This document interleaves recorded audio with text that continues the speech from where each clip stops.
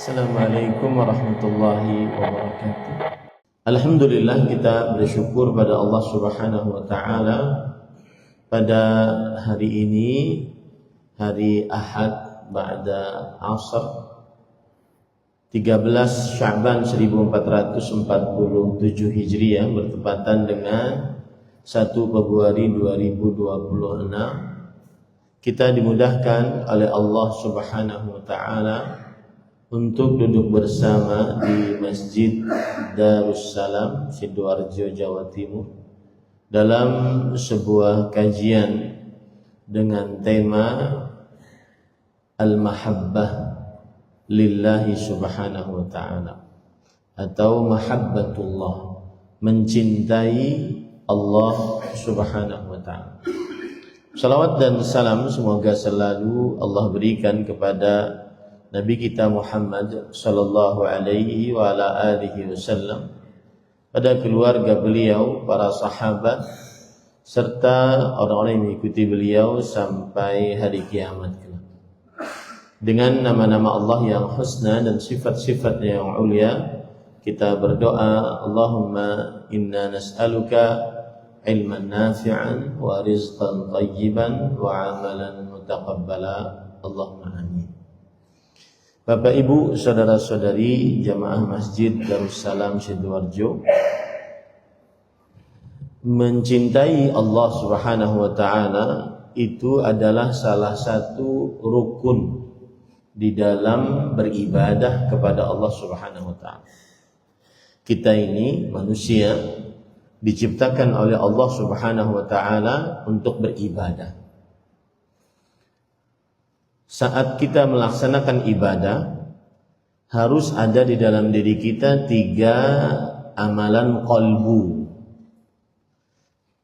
Saat kita beribadah apapun, sholat, puasa, zakat, haji, baca Quran, maka harus ada di dalam diri kita 3 amalan qalbu. Yang pertama al-mahabbah, rasa cinta.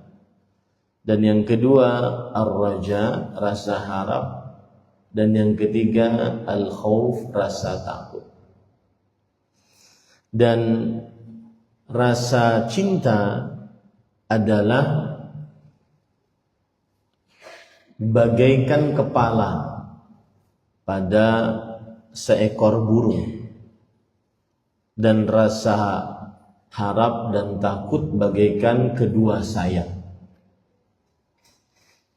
Itulah rukun ibadah yang harus selalu ada di dalam diri seorang muslim saat melaksanakan ibadah kepada Allah Subhanahu wa ta'ala. Berarti dari sini kita melihat penting untuk membicarakan rasa al-mahabbah, rasa cinta. Kenapa? Karena dia bagaikan kepala pada seekor makhluk, yang mana jika seorang makhluk tidak memiliki kepala, maka dia tidak hidup. Begitu pula ibadah tanpa rasa cinta, maka ibadahnya tidak akan hidup. Sholat tanpa ada rasa cinta, maka sholatnya tidak akan lezat. Puasa yang sebentar lagi kita akan hadapi tanpa ada rasa cinta, maka puasanya hanya menyakiti badan, haus, lapar. Dari sini pentingnya kita berbicara tentang rasa al-mahabbah, mahabbatullah, mencintai Allah Subhanahu wa ta'ala. Poin yang pertama adalah pengertian rasa cinta. Apa arti cinta secara bahasa? Para ulama bahasa, di antaranya Ibnu Mandur dalam kitabnya Lisanul Arab menyatakan al-hubbu naqidul bughdhi. Rasa cinta kebalikan dari benci secara bahasa. Al-hubbu naqidul bughdhi. Rasa cinta kebalikan dari rasa benci secara bahasa. Kemudian juga rasa cinta salah satu artinya juga, atau al-hubbu salah satu artinya juga adalah as-safa wal bayad, bersih, putih. Itu asli dari salah satu arti cinta secara bahasa. Kemudian juga secara bahasa rasa cinta artinya adalah al-ulu wal-zuhur, nampak dan tinggi. Al-ulu wal-zuhur, rasa cinta secara bahasa. Taib. Adapun rasa cinta secara istilah syariat adalah disebutkan di dalam kitab Madarijus Salikin, mailul qulub ilaih atau ilallah bil hubbi wat ta'zim wal ijlali war raja. Condongnya kalbu kepada Allah disertai dengan pengagungan dan ketundukan. Disertai dengan pengagungan dan ketundukan. Itulah rasa cinta secara istilah syariat. Hati seorang hamba Allah jika mencintai Allah berarti dia condong kepada Allah, disertai dengan pengagungan dan ketundukan. Orang yang mencinta sangat tunduk dan taat kepada yang dicintainya. Makanya arti mahabbah fi istilahi asy-syari'ah, di dalam istilah syariat adalah condongnya qalbu seorang hamba kepada Allah disertai dengan pengagungan dan ketundukan. Hukum mencintai Allah Subhanahu wa taala bagi seorang hamba, apa hukumnya kita mencintai Allah Subhanahu wa taala? Maka hukumnya adalah wajib, dan dia adalah aslu ad-din. Hukumnya adalah wajib. Wajib berarti perintah yang sangat dikeraskan oleh syariat, diancam dengan siksa bagi siapa yang meninggalkannya dengan sengaja. Dia perintah keras oleh Allah di dalam syariat Islam. Siapa yang tidak mencintai Allah diancam dengan siksa. Dan mahabbatullah aslu dinil Islam. Mencintai Allah adalah sumber agama Islam. Semua jenis macam ibadah kuncinya adalah mahabbatullah, mencintai Allah Subhanahu wa ta'ala. Apa dalil yang menunjukkan akan hal ini? Dalilnya adalah sebuah riwayat di dalam kitab Syu'abul Iman yang ditulis oleh Imam Al-Baihaqi. Ada seorang dari kota Basrah di Irak menemui Abu Abbas ibni Siraj. Abu Abbas bin Siraj. Lalu ia bertanya kepada Ibnu Siraj, aina ta'rifu fi nassil kitabi anna mahabbatallahi fardun? Di manakah engkau mengetahui di dalam Al-Quran bahwa mencintai Allah Subhanahu wa taala adalah wajib? Di mana adanya?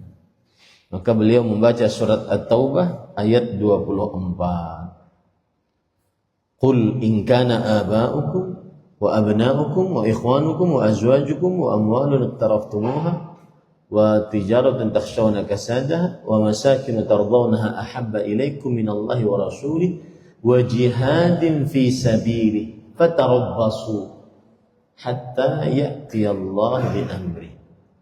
Katakanlah wahai Muhammad sallallahu alaihi wasallam, jika orang tua kalian, anak-anak kalian, saudara kalian, istri kalian, kerabat kalian, 5 manusia, orang tua, anak, saudara, istri, kerabat, 5 manusia yang sangat dicintai oleh manusia.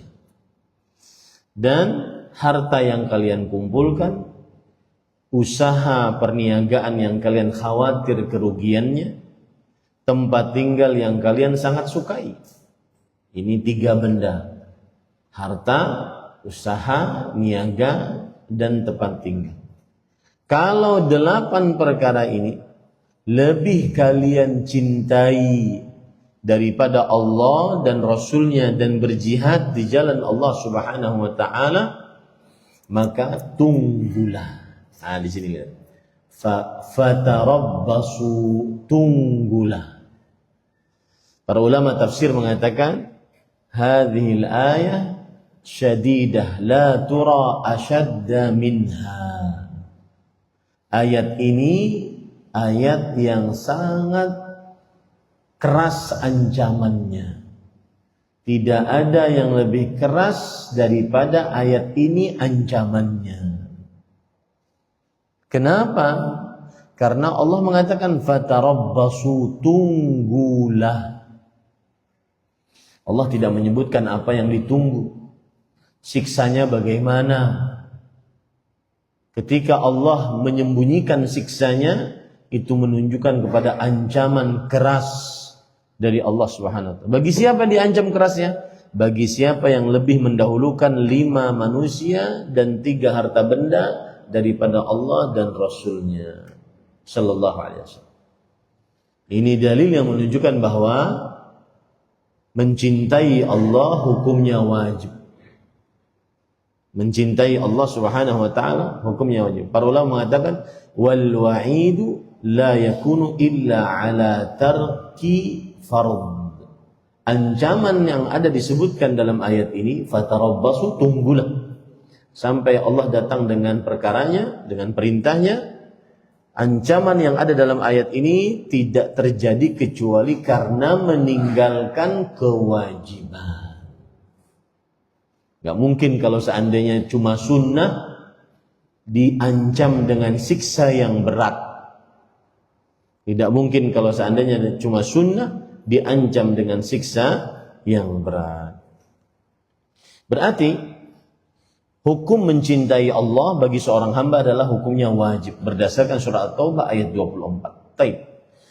Ada orang yang bertanya, Ustaz, kalau begitu kita tidak boleh mencintai orang tua, mencintai anak, mencintai istri. Apakah begitu? Maka jawabannya, para ulama membagi rasa cinta ada 2 macam.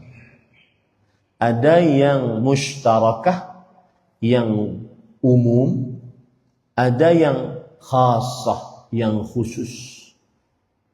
Rasa cinta yang umum, salah satunya adalah rasa cinta yang merupakan tabiat manusia. Seperti orang lapar cintanya kepada makanan, orang haus cintanya kepada air untuk menghilangkan dahaga. Ini rasa cinta umum. Tidak ada kaitannya dengan kecondongan hati. Dipenuhi dengan pengagungan, ketundukan, dan ketaatan. Tidak ada. Kita ketika ingin minum, maka itu tabiat kita. Kalau haus kita minum. Cinta kita kepada minum. Tidak tercela cinta kita kepada minum. Karena cintanya tidak dipenuhi dengan pengagungan, ketundukan, dan ketaatan. Yang kedua, rasa cinta kasih sayang. Seperti cintanya seorang orang tua kepada anaknya. Orang tua kasih sayang, mencintai anaknya. Kenapa? Mencintai anaknya dengan cinta kasih sayang. Ini juga umum, tidak khusus. Ini diperbolehkan. Karena di dalamnya tidak ada pengagungan dan ketundukan serta ketaatan mutlak. Kemudian yang ketiga, rasa cinta kesukaan. Rasa cinta kesukaan. Seperti misalkan saya suka dengan orang-orang yang sedaerah dengan saya. Kalau di Surabaya ketemu orang Banjarmasin, saya senang. Saya suka dengan kawan-kawan seprofesi saya. Kalau seorang pedagang ketemu dengan pedagang, dia suka. Orang Indonesia di Arab Saudi saat haji atau umroh ketemu dengan orang Indonesia, suka. Itu namanya rasa cinta, kesukaan. Dan itu tidak tercela, karena itu rasa cinta yang umum, yang diperbolehkan. Karena kenapa? Karena di dalamnya tidak ada pengagungan, ketundukan, ketaatan secara mutlak. Dia hanya mencintai karena satu daerah, satu profesi, satu keluarga, satu pekerjaan, dan seterusnya. Baik. Berarti 3 rasa cinta ini, rasa cinta secara tabiat, orang lapar suka kepada makanan, orang haus suka kepada air, ini tidak tercela. Kemudian rasa cinta secara kasih sayang, seorang anak, orang tua kasih sayang kepada, cinta kasih kepada anaknya, tidak tercela. Yang ketiga, rasa cinta terhadap kesukaan dan kesamaan.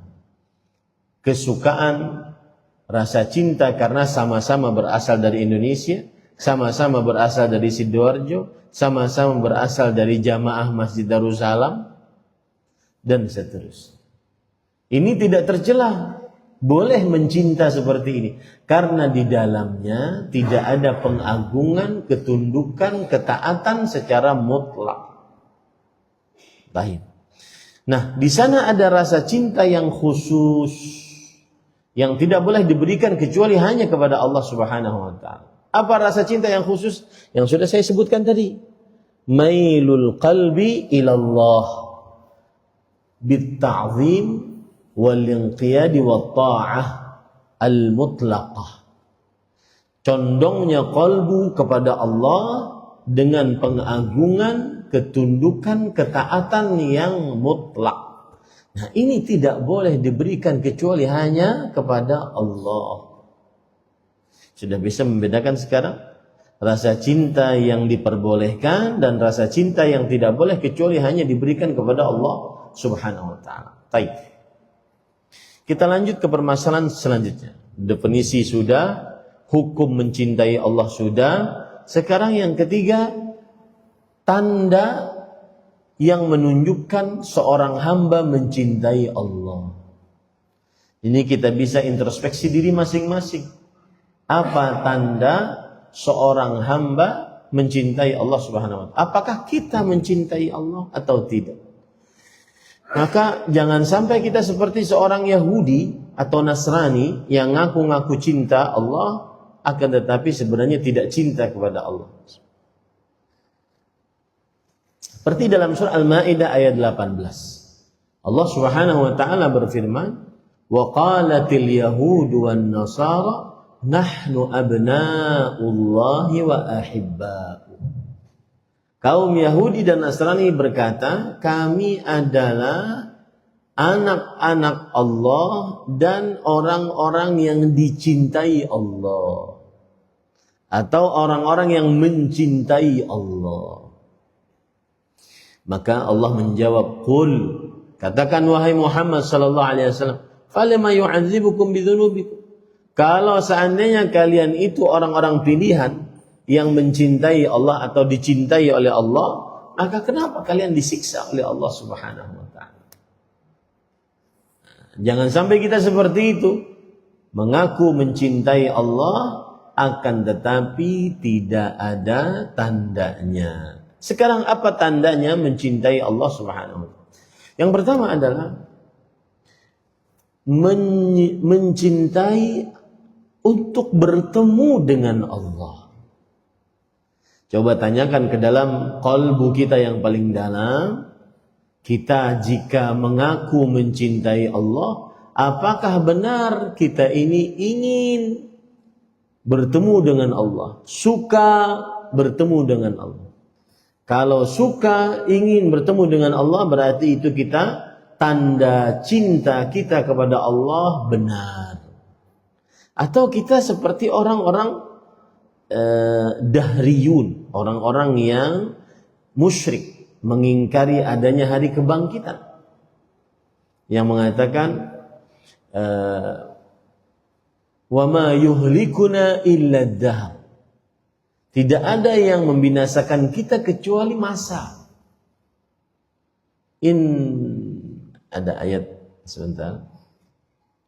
Allah Subhanahu wa taala tidak ada yang membinasakan kita kecuali masa. Kata orang-orang dahriyun. Dahriyun itu adalah orang-orang yang tidak percaya adanya hari kebangkitan. Dan mereka percaya bahwa manusia itu hidup, kemudian mati, kemudian hidup lagi, kemudian mati lagi, hidup lagi, mati lagi, hidup lagi. Namanya reinkarnasi. Itu namanya kaum dahriyun.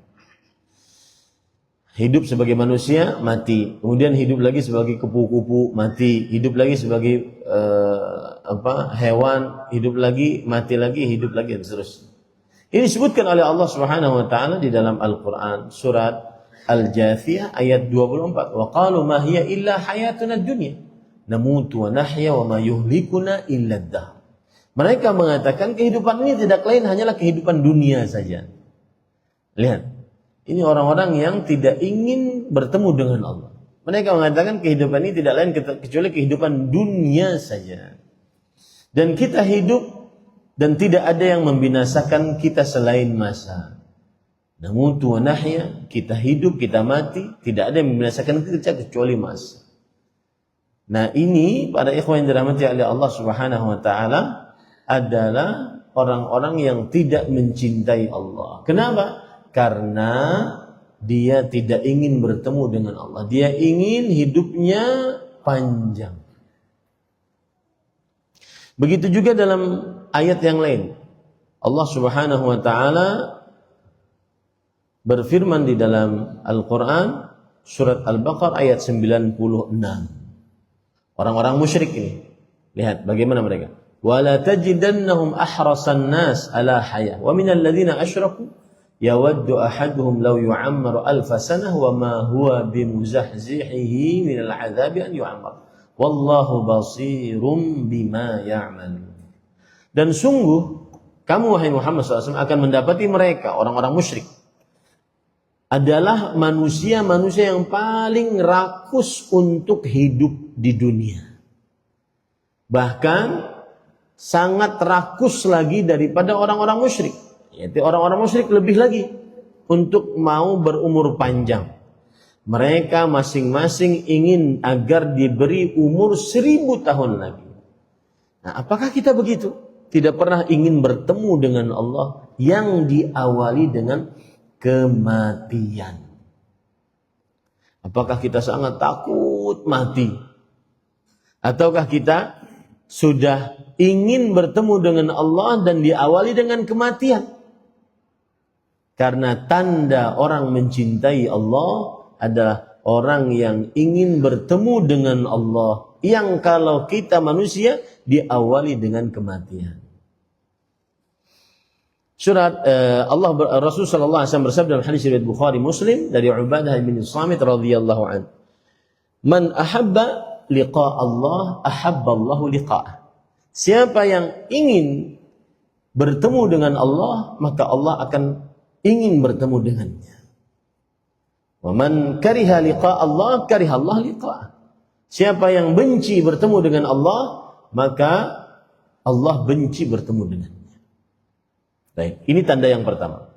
Tanda apa para ikhwah? Mencintai Allah. Baik. Tanda yang kedua. Hendaknya teman saat kesendiriannya adalah Allah dan membaca Al-Quran. Hendaknya teman saat kesendiriannya adalah Allah dan membaca Al-Quran. Apakah kita demikian? Kalau saat kesendirian berzikir kepada Allah atau membaca Al-Quran, ataukah kita mengerjakan yang lain-lainnya? Coba perhatikan di dalam perkataan para ulama, di dalam hadis Rasulullah SAW riwayat Imam An-Nasa'i, Nabi Muhammad sallallahu alaihi wasallam bersabda, hubbiba ilayya min dunyakum al-attibu wan nisa. Dicintakan kepadaku dari dunia kalian minyak wangi dan perempuan. Wa ju'ila qurratu aini fis shalah. Dan dijadikan sesuatu yang paling aku cintai adalah salat. Salat. Saat berkesendirian dia lebih suka bermunajat kepada Allah, tahajud. Saat berkesendirian lebih suka berdoa kepada Allah. Sesuatu yang paling dia sukai adalah kelezatan untuk berzikir di sepertiga malam terakhir, seperti firman Allah, ya ayyuhal muddaththir qum fa'anzir wa rabbaka fakabbir wa thiyabaka fatahhir wa rujza ya dalam surah Al-Muzammil, ya ayyuhal muzammil qumil laila illa qalila. Wahai orang yang berselimut, bangunlah di malam hari, janganlah tidur kecuali sedikit saja.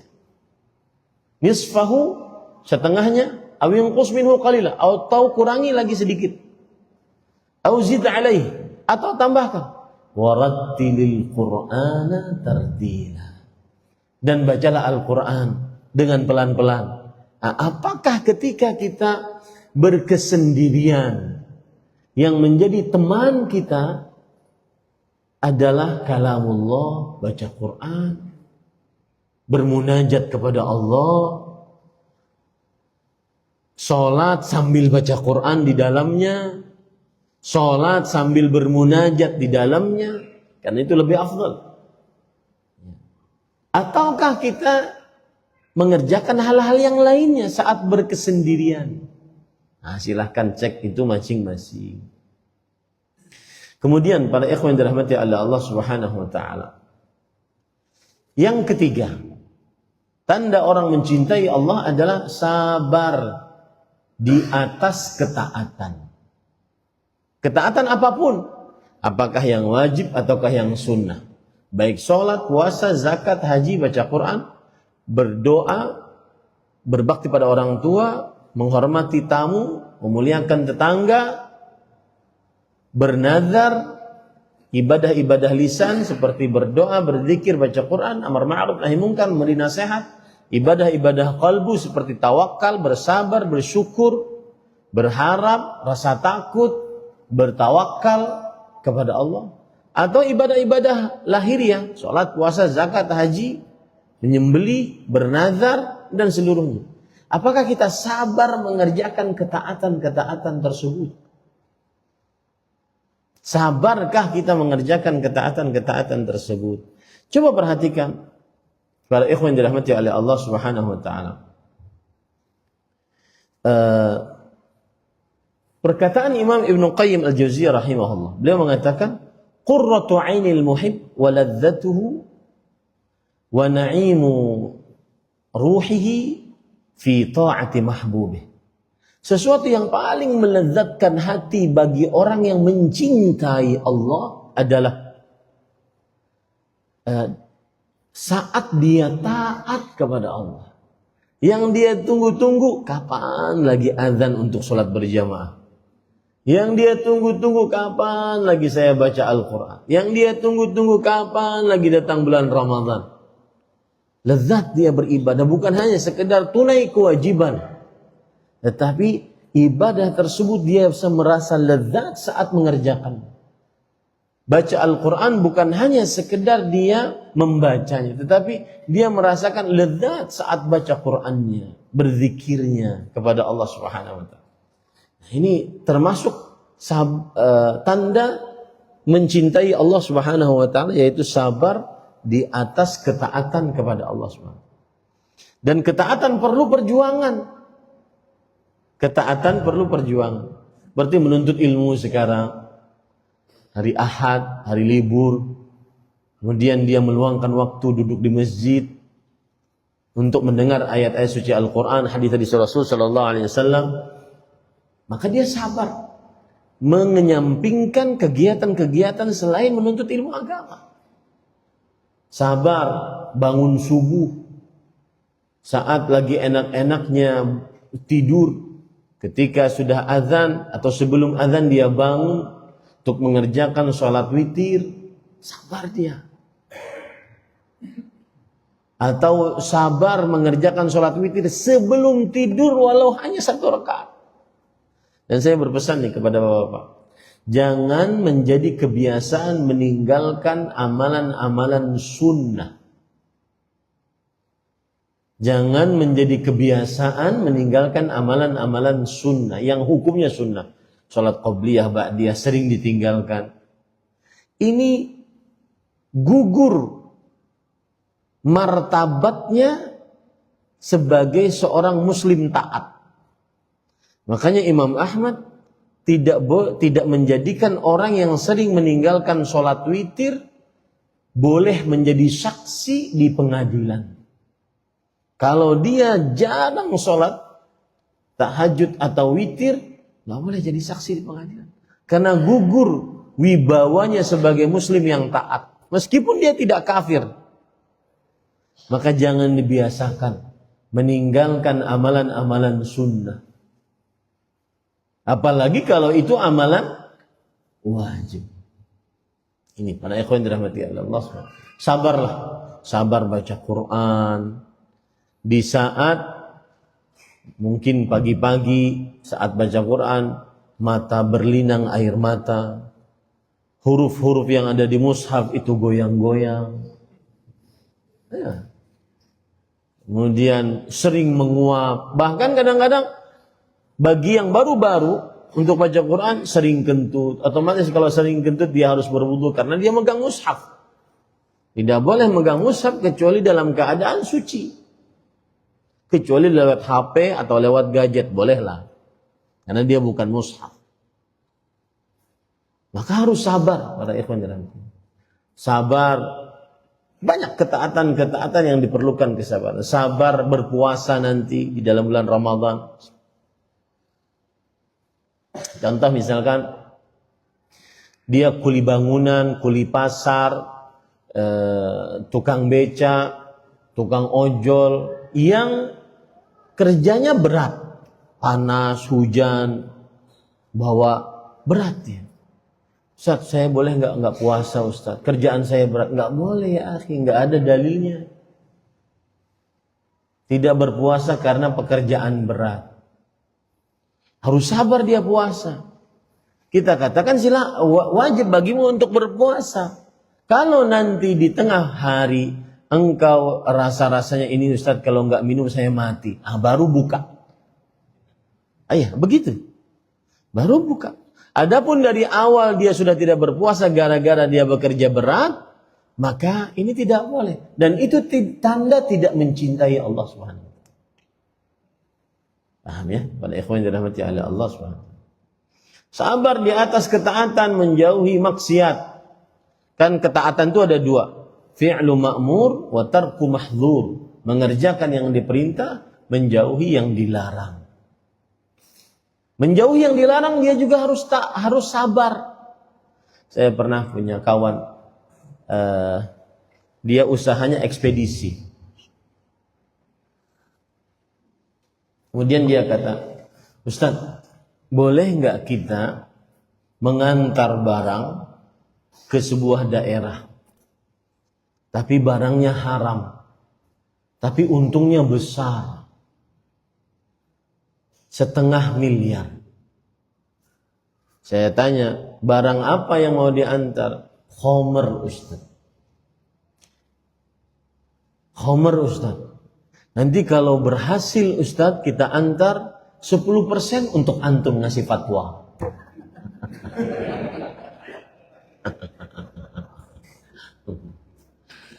Saya bilang enggak ya akhi, tetap haram. Saya juga pernah kajian di salah satu masjid di Surabaya. Ada orang bilang, Ustaz, awalnya perkataannya indah gitu. Kami ingin menolong jamaah haji dan umrah.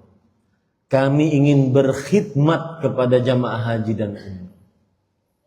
Tapi kami tidak punya modal. Bolehkah meminjam ke bank konvensional? Habis itu maksa dia, maksa. Oleh ya Ustaz ya, oleh ya. Nek oleh nanti kita ajak Ustaz umrohan. Wah, mantap. Nggak boleh, ya. Tidak boleh minjam uang di atas perjanjian riba. Harus sabar di atas ketaatan. Sabar di atas ketaatan. Sabar mengerjakan ketaatan, sabar menjauhi maksiat. Rasul sallallahu alaihi wasallam bersabda ketika beliau ditanya, "Ya Rasulullah, kulli fil Islam." Ucapkan untukku sebuah ucapan di dalam agama Islam, la as'alu ahadan ba'dak. Aku tidak akan pernah bertanya kepada seorang pun setelah aku bertanya kepadamu. Kemudian Rasulullah SAW menjawab, qul amantu billah thumma istaqim.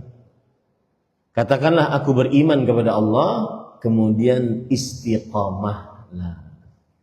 Harus istiqamah sampai akhir ayat.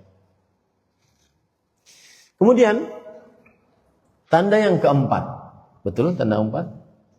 Tanda keempat orang yang mencintai Allah Subhanahu wa taala adalah sabar dalam menghadapi musibah yang tidak disukai, musibah-musibah dan puncak musibah ataupun apa bahasanya? Aslul musibah, sumber musibah dalam agama Islam itu 5 yang disebutkan oleh Allah dalam Al-Quran. Surat Al-Baqarah ayat 155. وَلَنَبْلُوَنَّكُمْ بِشَيْءٍ مِنَ الْخَوْفِ وَالْجُوعِ وَنَقْصٍ مِنَ الْأَمْوَالِ وَالْأَنْفُسِ وَالثَّمَرَاتِ. Sungguh kami akan uji kalian dengan sedikit dari rasa khauf, takut. Rasa takut itu musibah. Lapar, kekurangan harta, orang-orang yang dicintai diwafatkan, kekurangan makanan. Ini adalah sumber musibah dalam Islam.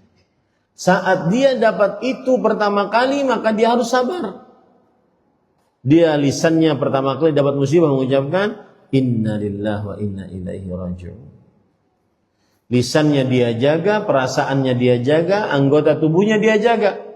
Dia tidak menempeleng pipi, merobek baju, berteriak, meraung-raung seperti kaum jahiliyah. Sebagaimana hadis Rasulullah SAW, "Laisa minna man latamal khudud wa syaqqal juyub wa da'a bid'awal jahiliyah." Bukan dari kami orang yang menempeleng pipi, merobek baju dan berteriak sebagaimana layaknya kaum jahiliyah berteriak. Kemudian juga khusus perempuan, la'anallahu al-haliqah wasyaqah was-sa'iqah. Allah melaknat wanita-wanita yang apabila dapat musibah, dia menggundul rambutnya, merobek bajunya, dan meraung-raung menangis. Orang yang mencintai Allah tandanya sabar dalam menghadapi musibah. Dan sabar dalam menghadapi musibah ini adabnya adalah saat hentakan musibah pertama kali datang, dia saat itulah bersabar. Itu adab dalam bersabar. Adapun sudah 3 hari 3 malam tidak makan, tidak minum karena suaminya meninggal. Kemudian sudah robek-robek baju, teriak-teriak. Akhirnya karena 3 hari 3 malam tidak makan, tidak minum, kecapean. Baru setelah itu minta makan, minta minum. Lalu dia mengatakan, aku ini sebenarnya sabar. Oh, ini enggak sabar. Karena Rasulullah SAW bersabda, innamas sabru 'indas sadmatil ula.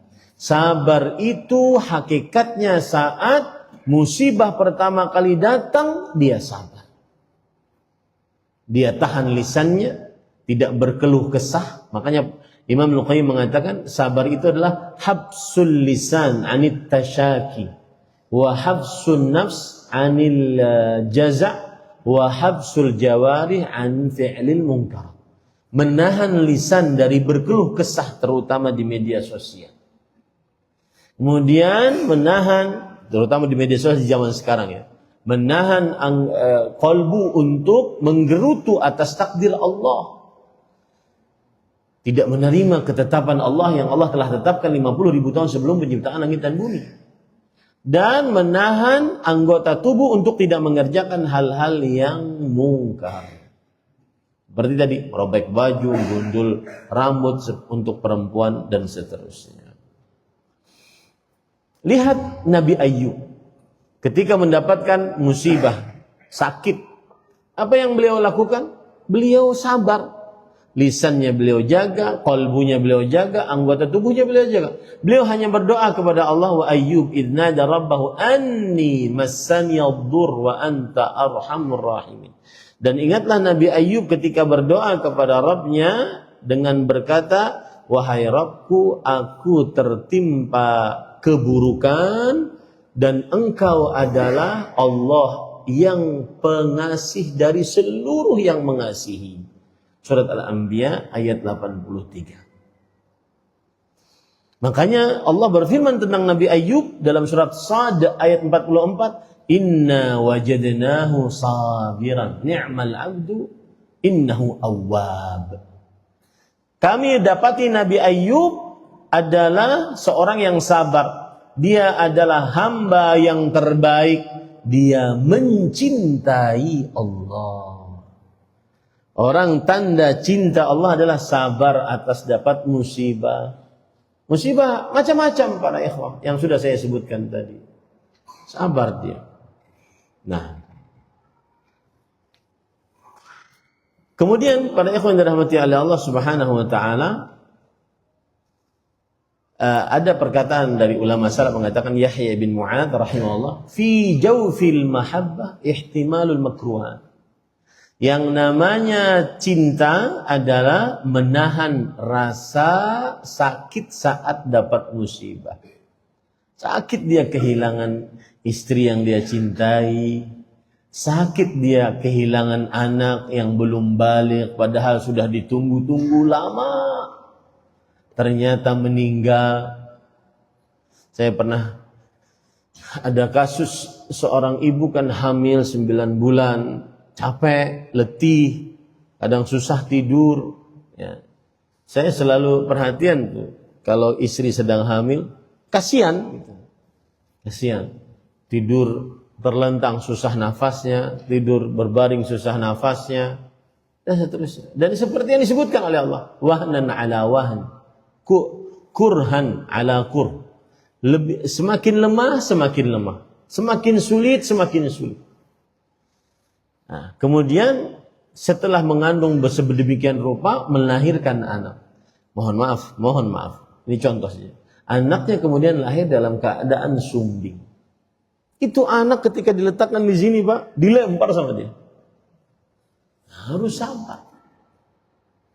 Sabar mendapatkan sesuatu yang tidak sesuai dengan ekspektasi. Sabar atas ketetapan Allah 50.000 tahun sebelum penciptaan langit dan bumi. Ya, itu tanda cinta, mencintai Allah, sabar atas takdir yang buruk. Yang selanjutnya, yang kelima kalau tidak salah, atau keenam. Kelima. Nah, ini penting juga. Tidak mendahulukan hawa nafsunya dibandingkan cintanya kepada Allah. Selalu Allah yang dia dahulukan dibandingkan hawa nafsunya. Ini adalah salah satu tanda mencintai Allah. Saya beri contoh.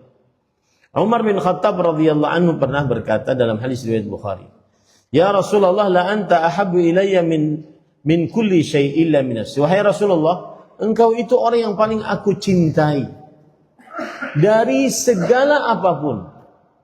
Engkau paling aku cintai kecuali dari diriku sendiri. Oh, berarti ada masih diri Umar, kemudian Rasulullah, baru segala sesuatu. Maka Rasul sallallahu alaihi wasallam menjawab, la walladzi nafsi biyadi hatta akuna ahabba ilaik min nafsi. Tidak. Demi jiwaku yang berada di tangannya, sampai aku lebih engkau cintai daripada dirimu sendiri. Maka kemudian Umar bin Khattab berkata, nah ini akhlaknya para sahabat. Kalau sudah diberitahu enggak ngeyelan, langsung mengerjakan. Ya. Beliau mengatakan apa? Fa innahul an Wallahi la anta ahabbu ilayya min nafsi. Sesungguhnya sekarang wahai Rasulullah SAW, demi Allah, engkau adalah orang yang lebih aku cintai daripada diriku sendiri. Lihat. Begitu para salafus saleh. Itu sebab mereka mendapat ridha Allah. Itu sebab mereka dijamin surga. Itu sebab mereka dicintai oleh Allah. Itu sebab mereka orang-orang yang diridhai oleh Allah SWT. Pilihan Allah. Sebaik-baik manusia. Kalau ada perintah langsung kerjakan. Walaupun bertentangan dengan hawa nafsu. Ada cerita menarik, Pak. Dan ini termasuk daripada apa tadi? Lebih mendahulukan cinta kepada Allah dibandingkan hawa nafsu. Jadi suatu saat ada perang Khaybar kalau tidak salah atau Tabuk, antara dua itu. Pokoknya perang-perang di akhir hidup Rasulullah, Khaybar atau Tabuk. Suatu saat para sahabat dalam keadaan maja'ah. Suatu saat para sahabat dalam keadaan maja'ah. Sebelum berperang ini sudah sampai ke daerah berperang dan mereka dalam keadaan maja'ah. Sangat lapar. Maja'ah itu bukan hanya sekedar lapar tapi sangat lapar. Ya, perang Khaybar. Hadisnya riwayat Bukhari. Saya bacakan, asabatna maja'atun yauma Khaybar. Kita mendapati rasa lapar sekali pada peperangan Khaybar. Fa innal qudura la tughli. Itu panci-panci sudah dimasak. Apa yang dimasak? Yaitu mereka menyembelih hewan keledai piaraan. Menyembelih hewan keledai piaraan. Sudah dimasak, sudah jadi, tinggal bagi. Tinggal bagi. Lalu datang utusan Rasul sallallahu alaihi wasallam berkata, "Ikfi'u al-qudur fala tat'amu min luhumil humuri syai'an." Artinya apa? Balikkan panci-panci tadi, tumpahkan panci-panci tadi. Jangan makan sedikit pun dari daging itu. Dari daging-daging keledai piaraan. Subhanallah. Apa yang mereka lakukan? Maka kata mereka, fa'akfa'naha. Kami pun balikkan. Dalam keadaan lapar. Besok perang. Lebih mendahulukan cinta Allah dibandingkan hawa nafsu. Itu mencintai Allah Subhanahu wa taala. Saya beri contohnya juga. Saya ini kan safar dari Kamis tadi. Boyolali, Solo, terakhir Surabaya. Kebiasaan saya kalau safar, saya jarang menjamak. Tapi saya mengqashar kalau diperlukan mengqashar. Berarti itu tandanya saya akan sholat tepat pada waktunya. Dan semestinya dilakukan begitu. Sholat wajib dilakukan di atas tanah, tidak di atas kendaraan. Asal hukumnya begitu. Ya. Kemudian yang kedua, sholat wajib dikerjakan pada waktunya. Tidak digabung, dijamak kecuali sangat terpaksa. Allah berfirman, "Innas salata kanat 'alal mu'minina kitaban mawquta." Sesungguhnya sholat dikerjakan pada waktu-waktu yang telah ditentukan. Berdasarkan ayat ini, para ulama mengatakan waktu shalah min akadi syurutis shalah. Waktu sholat, masuk waktu sholat adalah syarat sholat yang paling ditekankan. Kalau kita jamak berarti kita sholat terkadang sebelum waktunya atau sholat sesudah waktunya. Betul atau tidak? Jamak takhir atau jamak takdim. Maka berdasarkan ayat tadi saya jarang menjamak. Kecuali dalam keadaan terpaksa, tidak bisa tidak. Seperti misalkan di pesawat. Susah untuk kita turun, jatuh. Apalagi sholat di atas pesawat, jatuh itu Pak. Ya. Sholat di pesawat, ini kalau saya menunggu sampai daratan, habis waktu sholatnya. Nah, bisa dijamak.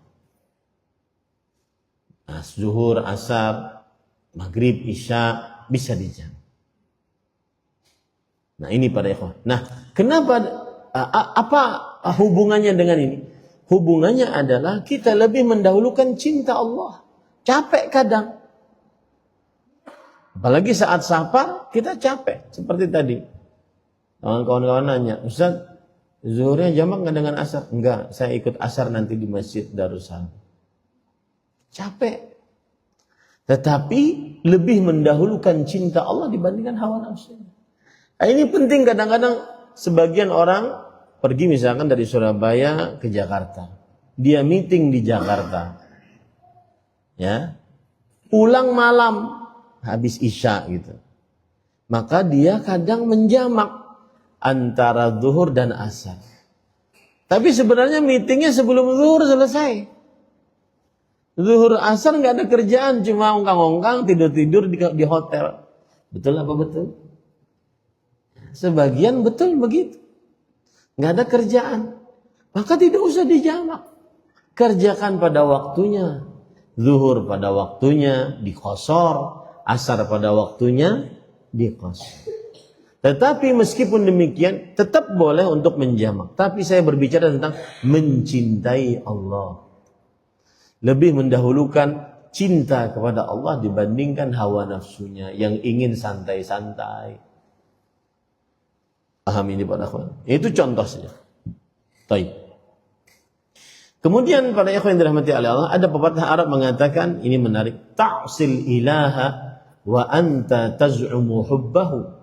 Hadza muhalun fil qiyasi badi'u. Law kana hubbuka sadiqan la ata'tahu innal muhibba liman yuhibbu muti'. Yang artinya engkau bermaksiat kepada Allah padahal engkau mengaku cinta kepadanya. Ini mustahil di dalam analogi berfikir. Ngaku cinta tapi bermaksiat, ini mustahil. Kalau seandainya cintamu benar, maka niscaya engkau akan taat kepadanya. Sesungguhnya orang yang mencinta kepada yang dicintai sangat taat. Orang yang mencinta kepada yang dicintai sangat apa? Taat. Ini para ikhwan yang dirahmati oleh Allah Subhanahu wa taala. Taib.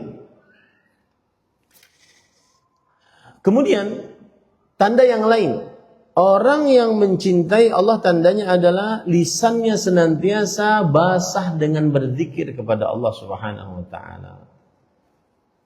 Disebutkan di dalam kitab Hilyatul Awliya, kana ba'dul 'ubbad yaqul, sebagian ahli ibadah berkata, inna min akhlaqi ahli mahabbatillah kathratu dzikr fi sa'atil laili wan nahar bil qalbi wal lisan. Fa in amsaka lisan fal qalb, fa in dzakara al qalbu ablagha, fa inna dzikral qalbi ablaghu wa anfa'u.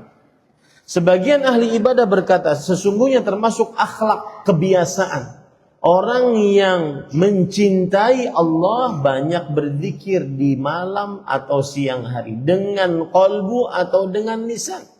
Kalau lisannya diam, maka qalbunya yang berzikir. Bahkan sesungguhnya zikir dengan qalbu lebih dalam dan lebih bermanfaat.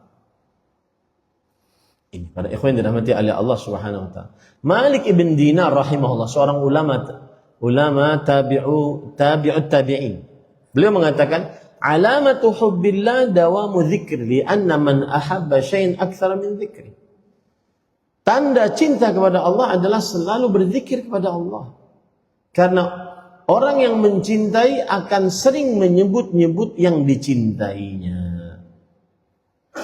Nah, tanda yang lain, menangis karena Allah. Ini sudah berapa lama mata kita tidak menangis karena takut kepada Allah, tidak menangis karena meresapi banyaknya nikmat Allah dalam diri kita. Matanya kering dari menangis kepada Allah Subhanahu wa taala. Allah berfirman dalam surah Al-Anfal ayat 2, innamal mu'minuna alladzina idza dzukirat wajilat qulubuhum wa idza tuliyat 'alaihim ayatu zadatuhum iman wa 'ala rabbihim yatawakkalun. Sesungguhnya orang-orang yang beriman jika diingatkan kepada Allah wajilat qulubuhum, hati mereka bergetar takut Jika dibacakan ayat-ayat terhadap mereka, maka bertambah keimanan kepada mereka. Wa ala rabbihim yatawakkalun. Dan mereka bertawakal kepada Allah Subhanahu wa taala. Ini mencintai Allah. Tanda mencintai Allah yang lain adalah cemburu karena Allah. Apa itu contohnya? Melihat orang bermaksiat, jangan didiemin. Minimal ada rasa benci terhadap maksiat yang dilakukan. Yang ada terbesit di dalam benak saya sekarang, Pak. Ini pakaian, ini menurut saya pakaiannya aneh. Perempuan berjilbab, kemudian dia pakai pakaian olahraga. Antum tahu bentuknya gimana? Paham nggak? Jadi seperti pakai legging, ketat, kemudian ada endroknya kecil, setengah paha, ya. Kemudian di atasnya pakai jilbab segini. Ini mendingan apa ya?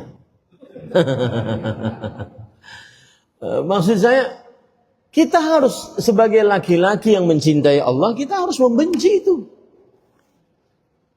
Ini kenapa kok pakaiannya begitu? Mendingan sekalian dia pakai rok yang lebar atau pakai jilbab, tetap pakai jilbab, tetap dia jogging. Kenapa harus pakaian seperti itu? Jenengan ngertos Pak? Pakaiannya ngertos Pak? Enggak. Berarti pernah ngelihat. Laki-laki ya. Nah, laki-laki kan melihat. Dan itu tanda normal. Nek nggak ngelihat itu abnormal. Tapi kita harus benci dengan pakaian seperti itu. Ya, harus benci kemaksiatan. Tidak boleh membiarkan kemaksiatan. Kalau seandainya tidak bisa merubah dengan tangan atau dengan lisan, minimal dengan kalbu dia membenci. An yaghar lillah. Dia cemburu karena Allah Subhanahu wa taala. Terakhir. Sebelum terakhir, yaitu tanda mencintai Allah Subhanahu wa taala adalah mencintai Al-Qur'an. Sebelum saya lanjutkan, berinteraksi dengan Al-Qur'an dari sisi manapun pasti mendatangkan keberkahan. Membacanya, mendengarnya,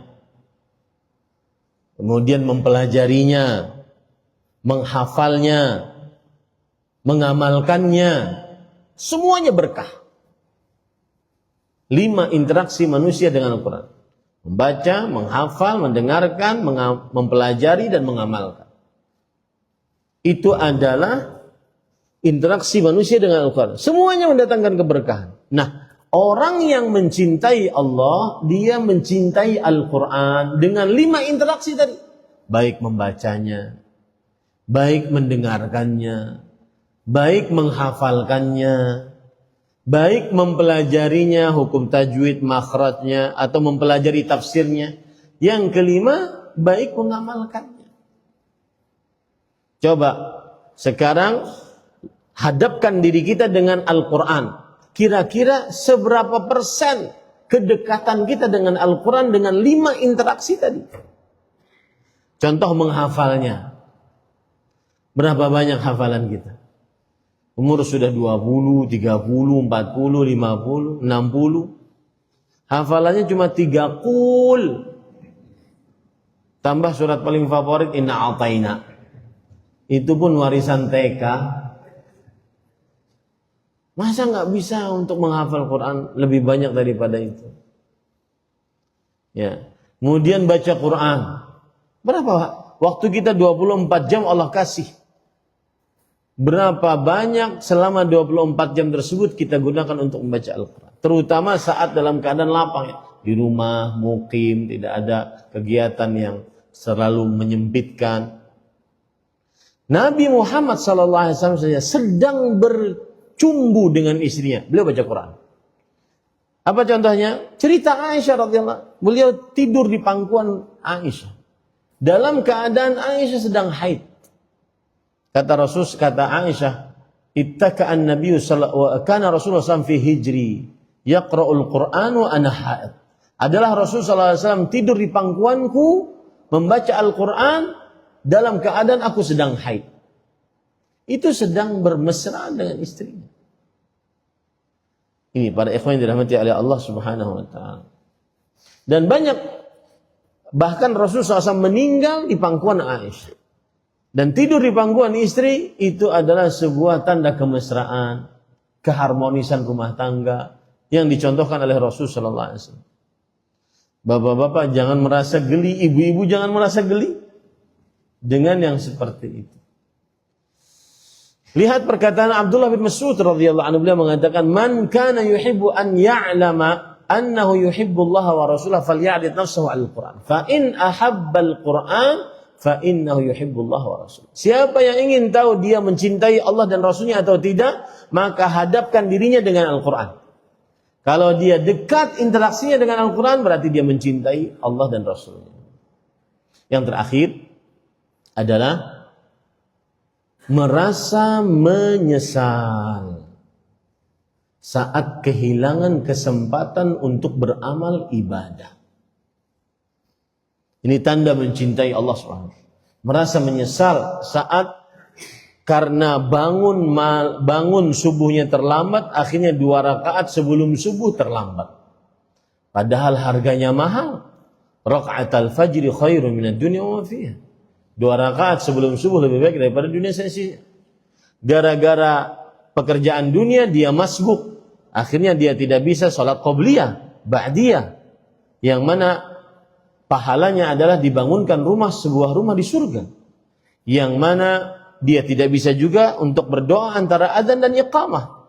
Yang mana berdoa antara adzan dan iqamah la yurad, tidak ditolak. Merasa menyesal saat tidak berkesempatan untuk mensolatkan jenazah. Yang mana sholat jenazah pahalanya 1 qirat sebesar gunung Uhud. Gunung Uhud itu sekitar 18,95 miliar ton beratnya. 1 sholat jenazah. Padahal dia bisa menghadirinya. Merasa menyesal saat mempunyai kesempatan beramal ibadah dan terlewat dari dirinya. Terutama nanti Ramadan nih. Ini sekarang saya sedang ngompori Bapak Ibu ya. Ramadan. Merasa menyesal kenapa nggak bisa hatam di dalam bulan Ramadan Al-Quran. Karena tidak lancar baca Quran. Seharusnya dia harus lancar baca Quran sehingga bisa hatam Al-Quran meskipun hanya 1 kali. Dan itu yang dilakukan oleh Rasulullah SAW. Saya katakan pada ikhwah, menghatamkan Al-Quran di dalam bulan Ramadan walau sekali itu sunnah Rasul SAW. Maka siapa yang belum lancar baca Quran, dan itu bukan hanya tugas para santri ya, tugas keumuman kaum muslimin. Maka siapa yang belum lancar, mulai dari sekarang bacanya. Ustaz, tinggal beberapa belas hari lagi Ramadan. Tidak mengapa, terus. Sampai nanti datang Ramadan selanjutnya, Bapak Ibu yang belum lancar sudah lancar. Sehingga bisa hatam Al-Quran di dalam bulan Ramadan. Rugi Pak. Karena Imam Az-Zuhri, Muslim bin Ubaidillah bin Syihab Az-Zuhri, seorang tabi'i, beliau berkata, "Idza dakhala Ramadan fahuwa syahru tilawatil Qur'an wa it'amit ta'am." Jika kalau sudah masuk bulan Ramadan, dia adalah bulan membaca Al-Quran dan memberi makan kepada orang miskin. Memberi makan kepada orang-orang, baik miskin atau kaya. Dengan membukakan orang yang sedang berpuasa saat waktu berbuka. Maka saya nasihati, lancarkan baca Quran. Sampai benar-benar lancar. Yang kalau 1 kali baca, membaca 1 juz setengah jam. Karena kita tahu orang yang lancar baca Quran biasanya 1 juz setengah jam. 1 juz setengah jam. Ya, atau gampangannya seperti Imam Sudes di Mekah, nah itu lancar. Kalau belum seperti beliau jangan ngaku lancar. Nah itu yang ingin disampaikan. Tapi pada ikhwan yang dirahmati oleh Allah, timbul pertanyaan sekarang Ustaz. Ya itu Ustaz, itu tanda-tanda mencintai Allah. Sekarang bagaimana cara saya menumbuhkan rasa cinta kepada Allah? Jawabannya yang paling utama adalah musyahadatu birrillah. 'alal 'abd. Menyaksikan terus kebaikan-kebaikan Allah terhadap diri kita. Itu akan kita cintai. Logikanya begini Pak, cara berpikirnya. Saya selama berdakwah di Indonesia dari mulai tahun 2013 saya turun dari Arab Saudi ke Indonesia sampai sekarang berarti sudah ya hampir 13 tahun. Keliling-keliling, 2 kali saya diberi pulpen oleh orang. Saya masih ingat, yang satu dari Aceh, yang satu dari mana gitu. Dan setiap orang ngasih pulpen itu, saya doakan. Sampai sekarang saya doakan. Mudah-mudahan dapat petunjuk, mudah-mudahan diberkahi oleh Allah SWT. Itu pemberiannya kepada saya sekali mungkin seumur hidup. Tapi akan saya kenang pemberiannya. Itu baru pulpen. Bagaimana yang lain? Bagaimana kalau seandainya pemberiannya bukan sekali seumur hidup, bukan sekali setahun, bukan sekali sebulan, bukan sekali sepekan, bukan sekali sejam, bukan sekali semenit, tetapi sejumlah nafas kita saat kita masih hidup. Allah ngasih nikmat kita luar biasa. Bahkan kadang-kadang ada nikmat yang kita tidak minta, Allah kasih. Allah berfirman dalam Al-Quran, wa atakum min kulli ma sa'altumu. Allah memberi kepada kalian apa saja yang kalian minta. Di dalam tafsir Imam Nukathir, Allah memberi kepada kalian apa saja yang kalian minta dan apa saja yang belum kalian minta, Allah kasih. Karena kita ini kan terbatas, pemikirannya terbatas, keinginan terbatas, hajat yang kita pikirkan terbatas. Ternyata yang kita minta ya sedikit, sedangkan yang kita perlukan Allah lebih tahu, Allah kasih. Subhanallah. Nah, agar mencintai Allah, lihatlah nikmat-nikmat Allah yang begitu banyak dalam diri kita. Dan disebutkan dalam Al-Quran surat Ibrahim, wa in ta'uddu ni'matallahi la tuhsuha. Jika kalian mengingat-ingat nikmat Allah, kalian tidak akan pernah bisa menghitungnya. Itu isyarat dari Allah agar kita sering mengingat-ingat nikmat Allah, agar kita mencintai Allah. Makanya Imam Ibnu Qayyim Al-Jauziyah rahimahullah, beliau mengatakan tahapan bersyukur itu ada beberapa tahapan. Yang pertama, ma'rifatun ni'mah. Ini Pak, kalau Bapak Ibu ingin benar-benar bersyukur, lakukan tahapan-tahapan ini. Tahapan pertama, mengenal nikmat yang Allah berikan. Dari mulai diri kita, wa fi anfusikum afala tubsirun, di dalam diri kalian, apakah kalian tidak melihat nikmat-nikmat Allah Subhanahu wa taala? Perhatikan tuh nikmat. Oh, alhamdulillah ada tangan. Tangannya punya 5 jari, jarinya bisa bergerak begini. Coba tangannya yang punya 5 jari tersebut begini, tidak bisa bergerak. Gimana mau makan? Oh, ada mata. Mata ini apa lagi nih? Saya tantang Pak, orang nikmat mata ini dia tidak akan pernah jual. Saking berharganya Pak. Walaupun ada yang beli ratusan miliaran triliunan. Makanya Allah Subhanahu wa taala sebutkan nikmat mata dalam surat Al-Balad, alam naj'al lahu 'ainain. Bukankah kami telah menjadikan untuk manusia 2 mata? Itu Allah ingin memberikan kepada kita, ayo wahai manusia, nikmatku banyak kepada kalian, termasuk di dalamnya nikmat paling besar adalah mata. Kita ini sekarang Pak tidak merasakan mata itu adalah nikmat. Kenapa? Karena saat matahari terbenam yang aturan gelap gulita, kita tinggal apa? Klik, listrik datang. Nggak kerasa. Ini saja yang nggak gelap kita pakai lampu. Makanya nikmat mata tidak terasa. Pernah suatu ketika Abdullah bin Mubarak rahimahullah, ketika membaca ayat yang saya bacakan tadi di surah Al-Balad, alam naj'al lahu 'ainain, beliau menangis sampai pagi di dalam sholat malam. Ketika ditanya ma abkait, apa yang menyebabkan engkau menangis? Kata Abdullah bin Mubarak, hal bitta lailah syakiran lillah an ja'ala laka 'ainaini tubsiru bihi. Apakah engkau pernah di malam hari bersyukur kepada Allah? Allah telah menjadikan untukmu 2 mata yang dengannya kamu melihat. Yang dengannya 2 mata kamu melihat. Nikmat mata ini luar biasa, Pak. Nek, kalau seandainya gini, Pak ya, ada orang buta. Saya tidak mau menyebut tunanetra, karena orang buta lebih suka disebut buta daripada tunanetra. Kami ini buta, Ustadz. Saya pernah kajian di hadapan para tunanetra. Ustadz, jangan sebut kami tunanetra. Itu penyakit. Kami ini buta. Kami ini buta. Kemudian, kalau ada orang buta, kemudian kita katakan kepada orang tersebut, Pak, di sana itu ada rumah megah, mobil mewah, emas, perak bertumpuk-tumpuk, kilauan dan kiloan.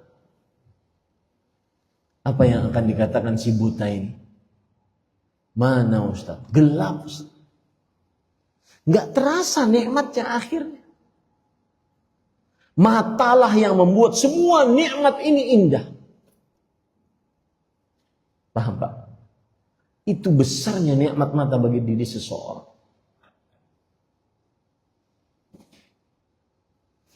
Ada kisah sedikit menyimpang. Kisah saya pengajian di hadapan para buta tersebut.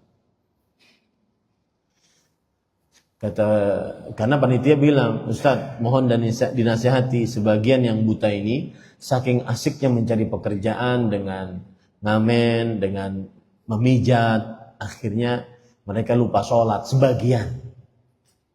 Lalu saya berusaha untuk menjelaskan tentang keutamaan sholat.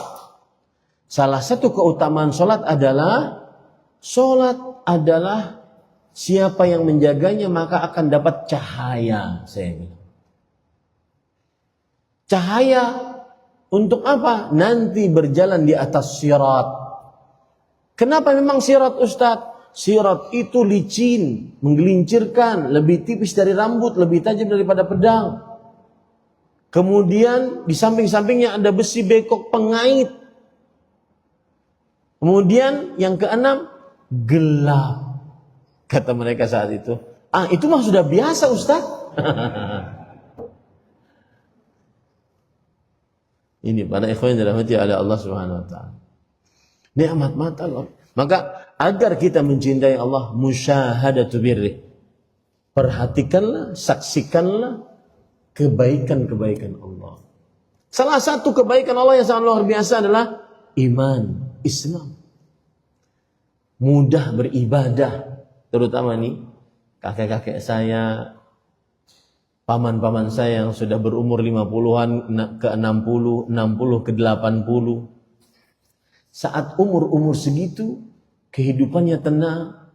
Dia waktu sholat datang ke masjid, habis sholat pulang, di rumah dia baca Quran, nanti datang adzan lagi, datang ke masjid lagi. Nikmat hidup. Nah, saat diberi petunjuk untuk Islam seperti itu, maka itu adalah nikmat dari Allah. Itu yang membuat kita akhirnya cinta kepada Allah. Karena ada sebagian orang yang umurnya sudah tua, tua itu berarti 50 ke 60 atau 60 ke 80. Dia malah sibuk. Sibuk harus begini, sibuk mengerjakan pekerjaan dunia, sibuk bermaksiat. Di saat sebagian kaum muslimin yang sudah tua 50 ke 60 atau 60 ke 80, lezat duduk sebelum azan setengah jam baca Quran. Terutama nanti dalam bulan Ramadan, saya sering katakan, dalam bulan Ramadan diberikan kemudahan untuk lebih banyak beribadah, lebih banyak duduk di masjid, lebih banyak baca Quran dibandingkan pekerjaan-pekerjaan dunia. Karena sudah 11 bulan kita melakukan. Wah, ini sulit, Ustaz. Apalagi kalau sudah 10 hari terakhir bulan Ramadan, pasar tambah ramai, Ustaz. Ya. Padahal tidak itu yang diajarkan oleh Rasulullah SAW. Beliau beriktikaf di 10 hari terakhir bulan Ramadan. Nah, ini Bapak Ibu saudara-saudari, intinya Allah berfirman, "Afaman syarahallahu sadrahu lil Islam fahuwa 'ala nurin min rabbih." Maka siapa saja yang dibukakan oleh Allah di dalam kalbunya Islam, maka dia di atas cahaya dari Allah Subhanahu wa taala. Mudah beribadah, mudah meninggalkan maksiat, mudah diberi teman yang saleh, terutama di masa tua. mudah nuntut ilmu, dan seterusnya. Ini yang bisa disampaikan. Cukup kiranya, sudah hampir 1,5 jam saya berbicara. Mungkin ada waktu 10-an menit jika ada yang ingin bertanya. Monggo, silakan.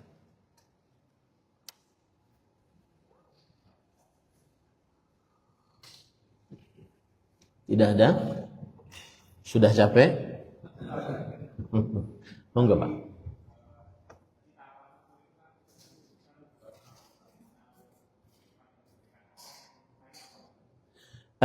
Maksudnya mungkin, oh iya, baru syukur tadi ya.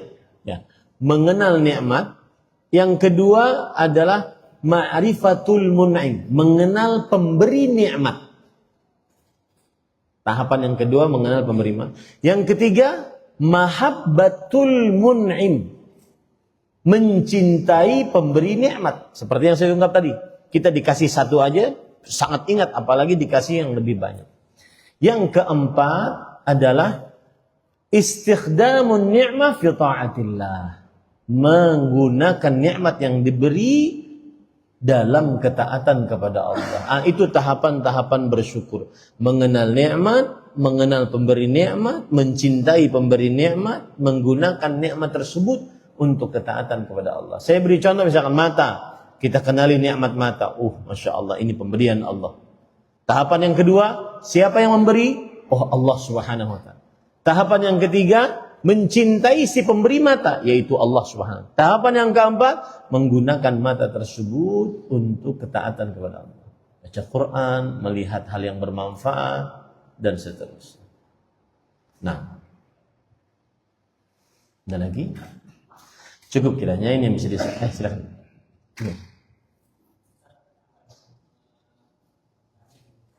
Silakan. Silakan.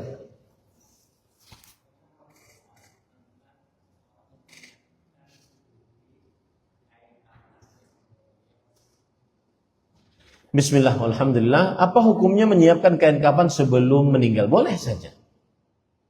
Karena para sahabat Nabi, ada seorang sahabat waktu itu gini ceritanya. Rasulullah Shallallahu Alaihi Wasallam, beliau diberi hadiah surban yang baru ditenun oleh seorang perempuan dan khusus diberikan kepada Rasulullah untuk agar Rasul Shallallahu Alaihi Wasallam bisa berpenampilan yang bagus ketika berhadapan dengan tamu-tamu.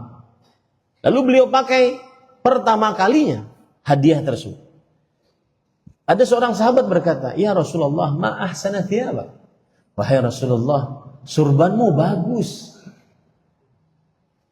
Maka Rasulullah SAW mempunyai gelar, la yaruddu sa'ilan. Beliau tidak pernah menolak orang yang minta-minta. Beliau paham ini sahabat minta, maka beliau kasih surbannya. Sahabat yang lain marah. Kalau bahasa Arabnya, ma ahsana fi'lak. Bagus ya kelakuanmu. Laqad alimta anna Rasulullah SAW la yaruddu sa'il. Engkau sudah mengetahui Rasulullah SAW tidak menolak orang yang minta-minta. Hanya dikasih. Nah, kemudian para sahabat marah kepada orang tersebut. Orang tersebut membela diri. Saya tidak minta untuk saya pakai. Saya minta untuk dijadikan sebagai kain kafan. Akhirnya orang ini berjihad, mati di medan pertempuran, dan dijadikan kain kafannya adalah surban dari Rasulullah SAW. Intinya boleh menyiapkan kain kafan, tapi jangan berlebihan dalam perkara seperti ini. Jangan berlebihan. Paham ya? Wallahu a'lam. Karena kita tidak tahu juga meninggal di mana. Apakah di Surabaya, Sidoarjo, Kalimantan, Papua? Kita tidak tahu. Intinya boleh, tetapi jangan berlebihan. Nah. Cukup? Ya. Nah. Waalaikumsalam warahmatullahi wabarakatuh. Barakallahu fiik. Amin.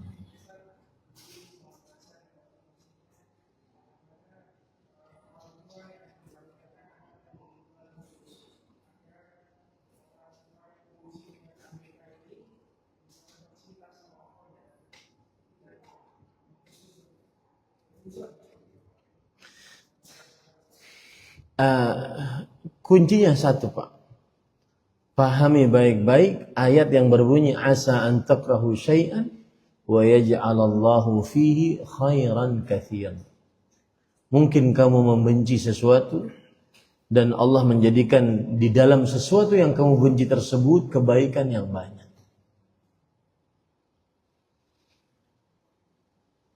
Itu satu. Pahami dan resapkan ayat itu. Pasti ada kebaikan dalam hal ini.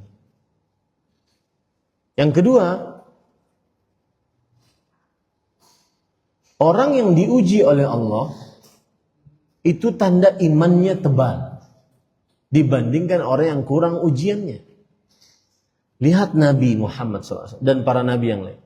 Makanya Rasulullah SAW bersabda, "Asyaddun nasi bala'an al-anbiya, thumma al-amthal fal-amthal." Manusia yang paling berat ujiannya adalah para nabi, kemudian orang-orang setelahnya, orang-orang setelahnya. Baik. Lalu Rasulullah SAW bersabda, "Wa yubtalar rajulu ala hasabi dini." Seseorang akan diuji sesuai dengan kadar agamanya. Fa in kana fi dinihi salabah, kalau di dalam agamanya ada ketebalan iman, kekuatan iman, maka dia akan diuji dengan ujian yang berat. Wa in kana fi dinihi riqqah, kalau seandainya di dalam agamanya ada tipis imannya, maka dia akan diuji hasabadini, sesuai dengan kekuatan agamanya. Maka bersyukurlah kepada Allah Subhanahu wa taala. Belum lagi ada hadis yang berbunyi begini. Ini kiat yang ketiga. Berharap pahala dari ujian ini banyak-banyak. Jadi yang pertama, dalami resapi ayat yang berbunyi tadi, asa an takrahu syai'an wa yaj'alallahu fihi khairan katsira. Itu ayat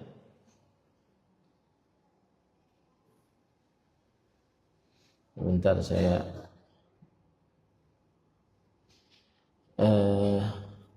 Surah An-Nisa ayat 19. Resapi ayat itu. Yang kedua, orang yang paling besar ujiannya, paling tinggi imannya. Yang ketiga, banyak-banyak berharap pahala dari ujian ini. Banyak-banyak berharap pahala dari ujian ini. Ada hadis yang berbunyi begini. Ma yusibul muslima min nasabin wala wasabin wala hammin wala ghammin hatta syauqa yushakwa illa kaffarallahu anhu biha khataya. Tidaklah seorang muslim ditimpa padanya rasa capek. Ngurus anak AB kan capek. Rasa sakit. Rasa resah, gelisah, sampai duri yang menusuk tubuhnya, tidak menimpa itu semua kepada seorang beriman, kecuali Allah akan menghapuskan dosa-dosa. Ada lagi hadis berbunyi begini, la yazalul bala'u bil mu'min hatta yamshi 'al ardi wa ma 'alaihi min khati'ah. Siapa yang tidak ingin seperti ini? Artinya, masih saja musibah menimpa seorang mukmin sampai dia berjalan di atas muka bumi masih hidup, tetapi dia tidak punya dosa sedikit pun di sisi Allah Subhanahu wa taala. Banyak-banyak berharap pahala dari Allah Subhanahu wa taala. Nah. Wallahu a'lam. Ini yang bisa sampaikan. Subhanakallah bihamdik asyhadu an la ilaha illa anta astaghfiruka wa atubu ilaik. Sallallahu nabiyana Muhammad walhamdulillahirabbil alamin. Wassalamualaikum warahmatullahi wabarakatuh.